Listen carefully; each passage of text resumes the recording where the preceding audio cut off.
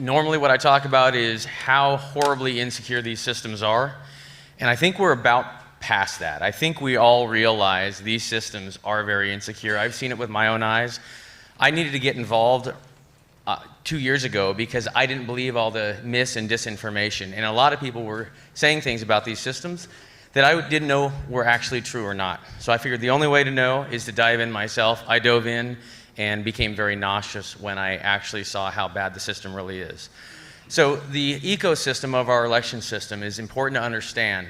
It consists of 4 main components: our voter registration database that keeps track of all of us that are eligible to vote, and any other entities, people, or people that don't exist that are eligible to vote. They're records. They're just digital records that are allowed to have a ballot. The voter validation system is the signature verification that they claim protects our mail-in ballots, and the poll books. When you walk in to vote and they check you in the poll book, that's part of the validation. They check you there, and if you're okayed, then you get a ballot. The tabulation system tabulates all of the ballots, so all the races on the ballots, it adds everything up, you get your totals. Then the reporting system is what reports everything back to us. I'm curious, by some hands in the room, how many people know what happens to your vote once you set your ballot either in the mailbox or into a container at a polling center or a voting machine? Raise your hand if you know. Right here. Until from there till it gets to the TV screen.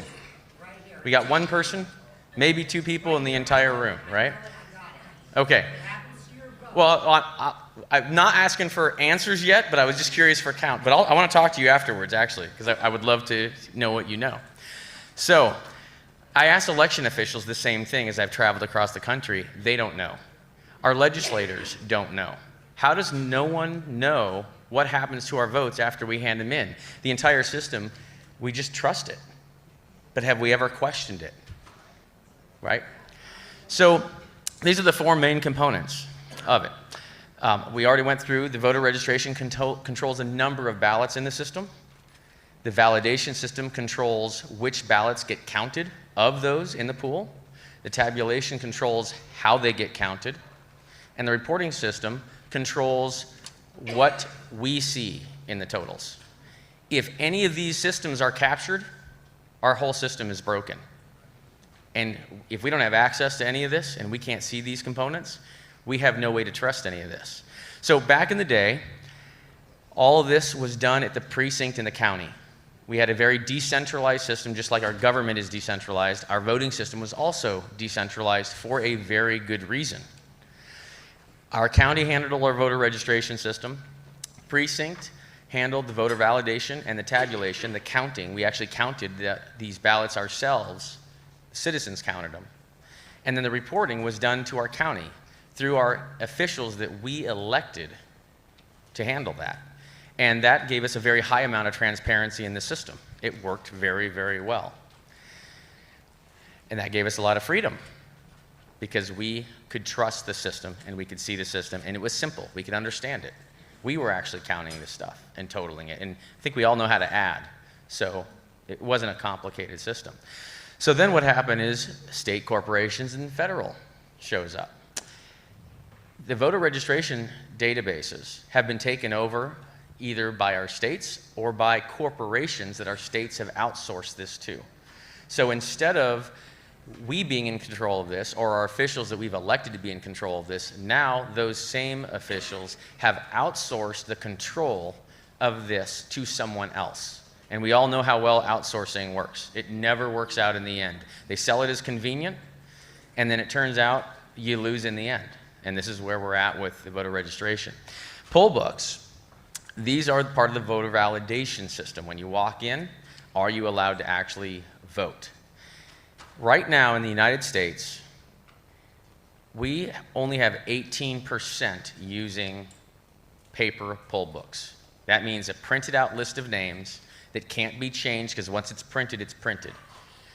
18%. The rest of it, the rest of the entire country has been completely outsourced to something completely out of our control and out of our visibility. It's just based on, well, trust us. Tabulation system, same thing.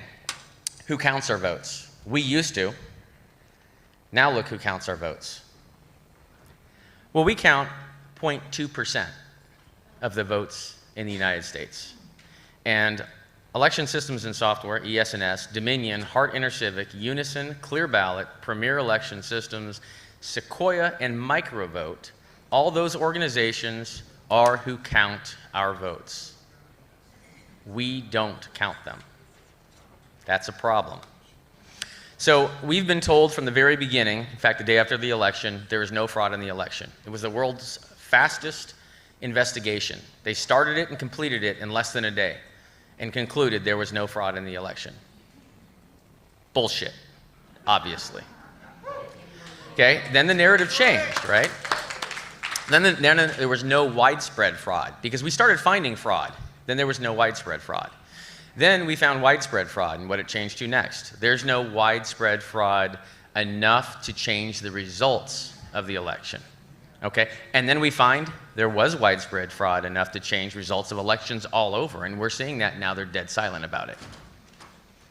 This is a list of just some articles I found from the mainstream media that talk about problems and insecurities and issues with electronic voting systems, warning us not to move forward with electronic voting systems and how corrupt they are from 2000 all the way through 2022.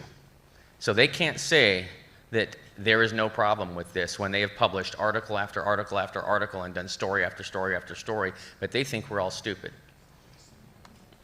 So this is a modem recovered from voting machines in North Carolina after the voting system vendor said there's no modems in the machines, after the mainstream media says there's no modems in the machines.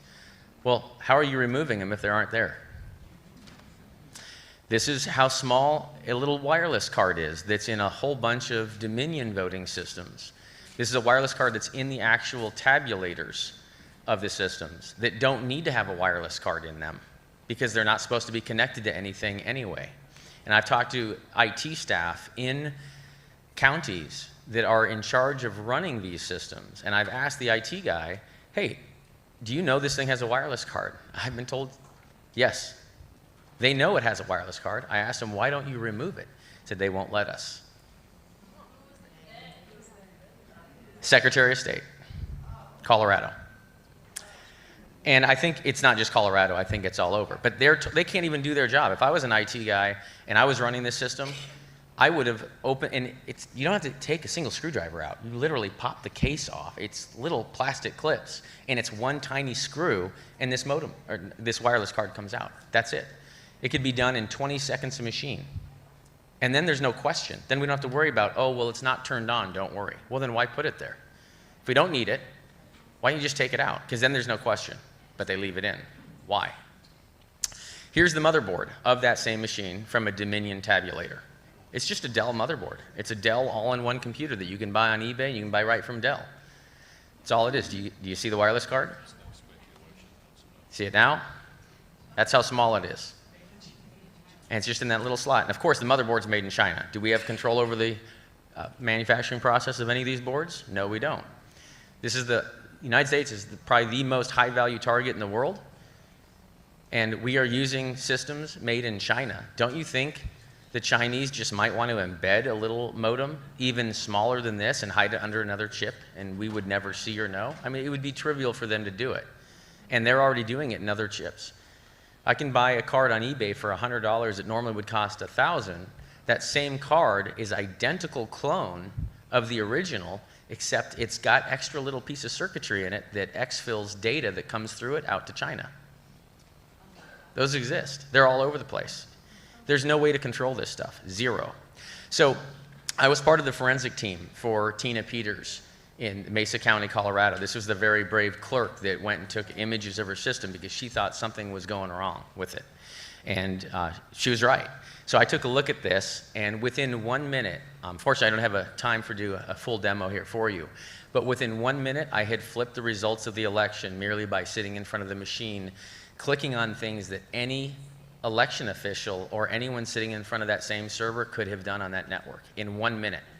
In the next 10 minutes, I was able to connect another laptop to that same voting system network, my own laptop, and I was able to flip the results of the election without leaving a trace. No logs, nothing. It's a backdoor right into the voting system. It's there, it existed. Then I thought, well, I wonder if I can take my iPhone and do the same thing. So another 10 minutes, I had my iPhone hooked up to that network, and I downloaded 2 free apps from the Apple App Store. We're looking at them on the screen here.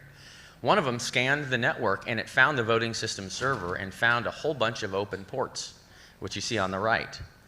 And I could see in that list of ports, and there's actually more than just what's showing here, 1433 there is Microsoft SQL Server. That's a database software that Microsoft makes. So they're using it on the default port that anyone would expect it on. I can see it right there, and I knew, well, it must have a SQL Server on it. So I installed another free piece of software from the App Store, and was able to connect right into the back end of the voting system database and flip the results of the election with an iPhone. This is absolutely ridiculous, and they expect us to believe that these systems are the most secure systems, right? The gold standard. It's a gold pile of anyway. So this is a report written by, contributed to by CISA. In 2014, Freeman Kraft McGregor Group looked over Dominion software. And I'm sorry, I don't mean to just throw Dominion under the bus. I mean to throw all of them under the bus because I don't trust a single one of them. And I don't trust even the government organizations responsible because this report was written in 2014. I'm going to read this conclusion to you in this report. With a 4.14A1 build of democracy voting system proved to mitigate 4 previously enumerated vulnerabilities, multiple medium and high vulnerabilities still exist within this suite of systems. A remote user could leverage most of the vulnerabilities across the network to obtain information about the system, voter ballots and results, or gain remote access to the system. If remote access is gained, recovery of user credentials through system memory analysis could be executed and used to modify the back-end database of the EMS server. That is exactly what I found in 2021. The same backdoor is in the software in 2021 that CISA, the Cybersecurity Infrastructure Security Agency, your government agency that is tasked with securing your election system, knew about this backdoor, which is a massive, wide open backdoor. It's like the hangar at an airport size backdoor in 2014, and they have allowed it to remain in our voting system since then. And even in the newest version of Dominion, that was the after image that the Secretary of State put on, calling it the trusted build, still has the same massive security hole in it. There is no excuse for this. I think every American citizen deserves an answer from every government organization, including CISA, that knew about this as to why they have allowed this backdoor and every other vulnerability to remain in these systems for this long or at all, and allowed any American citizen to vote even one time on these machines. This is the report. Stephen Weingart did work at CISA. Easy to look up. I think we deserve answers. So the reporting system also has been outsourced. And in fact, the reporting system was one of the first things outsourced. And I found that out conveniently by first looking at South Carolina's Secretary of State site to look at the results. And it looks like, or looked like, the Secretary of State website, right? The election officials thought it was. Everyone thought it was. The citizens thought it was. In your web browser on your computer, you can right-click almost anywhere in that white blank area, and it pulls up a menu. And in that menu is an option called View Page Source. If you click on View Page Source, you can see the HTML code, this programming code behind the web page. I did that out of curiosity and found it's actually provided by a company called Citel, which is a Barcelona, Spain company that handles, actually they have voting system software of their own, and they're really big on e-voting now. But they've been actually handling all of our results, at least in this state and many other states in the United States. So your election officials that think they're uploading their results to the Secretary of State site, are actually not. They're actually uploading the results to this other company that it's been outsourced to. Then that company goes back and produces that website that looks like it's coming from South Carolina. At every step, it's all based on this trust. So the voter registration system right here, the mail-in ballots create an inventory of ballots with real-time tracking. Now, they tell us that the real-time tracking is great, so you can know where your ballot is, right? And everyone says, oh, that's great. Now I can finally know where my ballot is. I feel safe. It's not for you. It's not for us.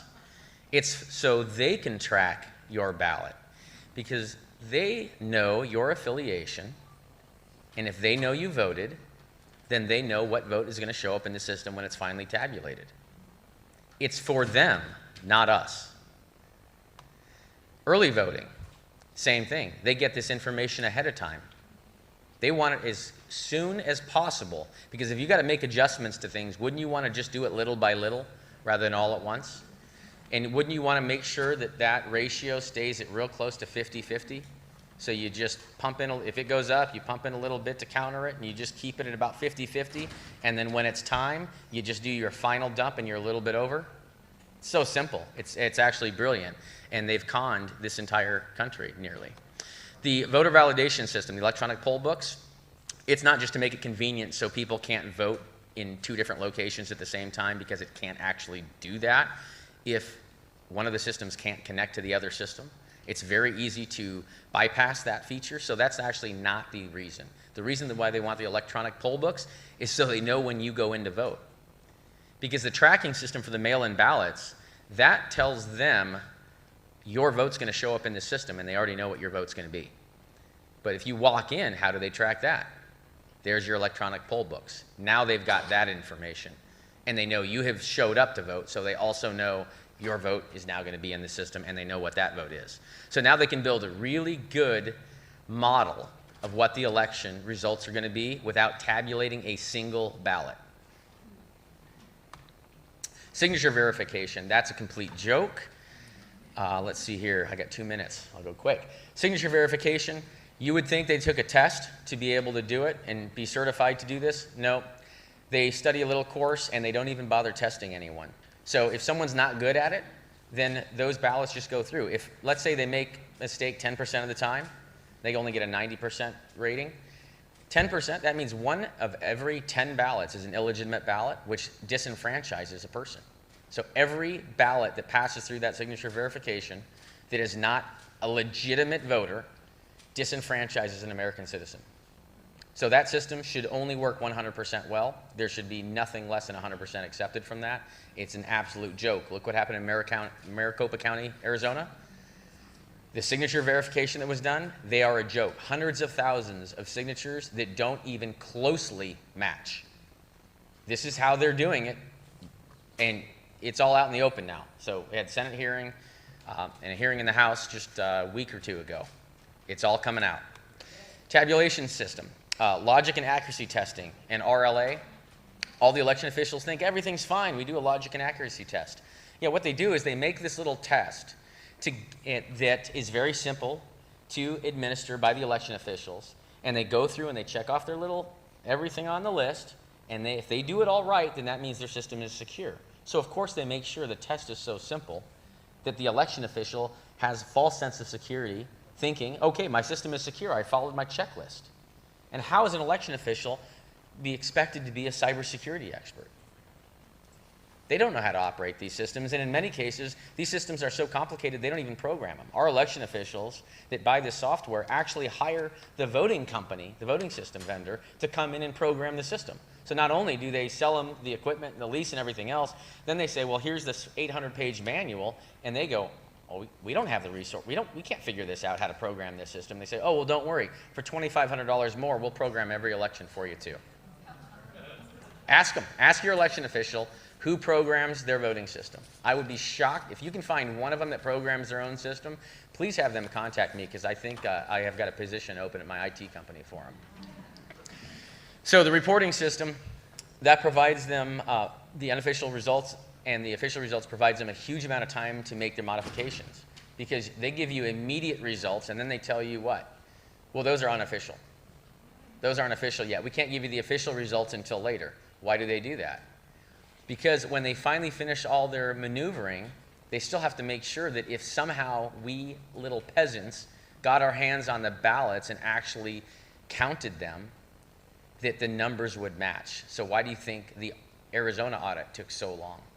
And why do you think all the boxes were open by the time we actually got them to look at them? And why do you think all the ballots were shuffled around?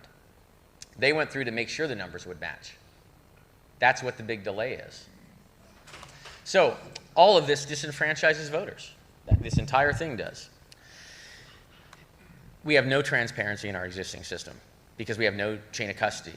We have no visibility, and it's very dangerous. Sacramento County, California, I'm going to go through these real quick. Made in China, right over the Dominion boxes. The ballot printing station with a printer in the cabinet below with full of ballot paper, blank ballot paper, has the password for the laptop right there on top of the keyboard. Safest, most secure system ever. The warehouse staff also had access to that. DS200, let's see, Dominion, or this is ES&S here. Sorry, this thing keeps falling here. This here are the seals that are supposed to be on the machines. Okay, these are DS200s, you guys use these here. Richland County, you guys familiar with that county? Okay, well I walked in this voting center and saw that, a complete missing seal. And these citizens, these poor citizens, are sitting there feeding their ballots through a system that doesn't even have a seal on the door that covers the USB slots where you can reprogram the tabulator and you can modify the votes on the USBs. Another polling location in South Carolina, notice that. Let's zoom in. That's, at least it had a seal on it, but the seal, as you can see, has been voided already because it's been pulled up and you can see the word voided and stuck back down. We didn't find a lot of the seals on these machines in the first place, but at least it kind of had one. And then look again, the doors, the ballot storage compartments, the zip tie seals are gone. So we have all these laws in place. The problem is we're not even following the existing laws we have. If we followed the laws we had, it would at least be difficult for them. It's a free-for-all at this point. Why are our election officials and everyone involved in our elections not even following the laws that already exist? And then we're trying to get new laws? How about we start with following and enforcing the existing laws? And we need an enforcement structure of some sort here. So when I saw this, I contacted Sheriff's Department, along with a friend of mine, Laura, who's going to be talking here. I don't know, Laura, are you anywhere? There you are. So we had some fun there, and shortly thereafter, the elections director, which told me there was no problem with the missing seals, ended up resigning without saying why. So at least when you start holding people accountable, there's one less that we have to worry about.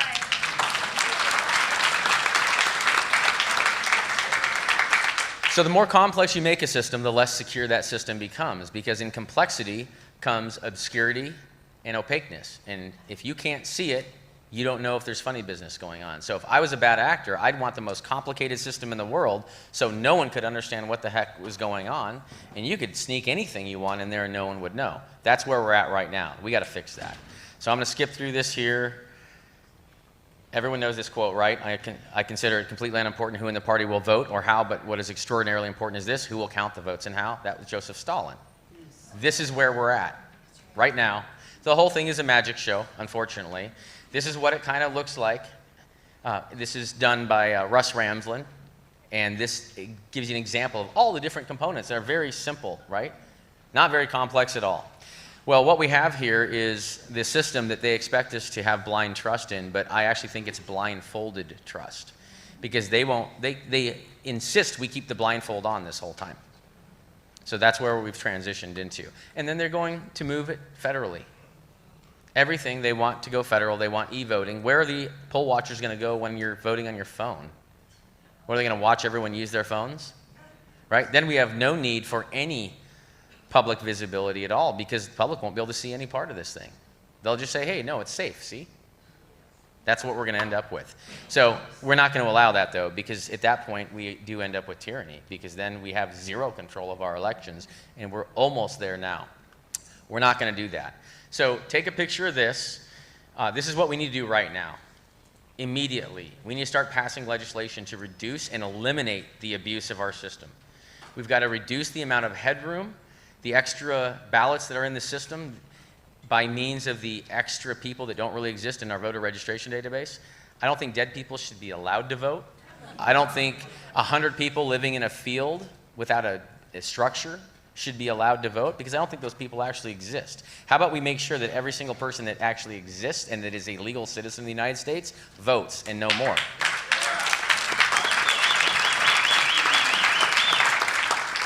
So we've got to clean, monitor, and secure those voter rolls. Do everything you can. Fix and fortify, full chain of custody. We should know where every single ballot goes from the moment we have the blank paper to it getting printed on, to someone filling it out, to it getting tabulated.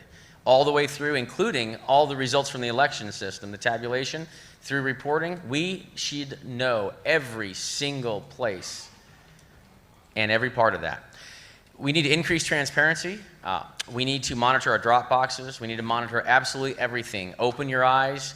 Figure out how to monitor every aspect of this, because they're going to fight us on it every step of the way. Become election workers. That's another way to get involved. Flood the zone.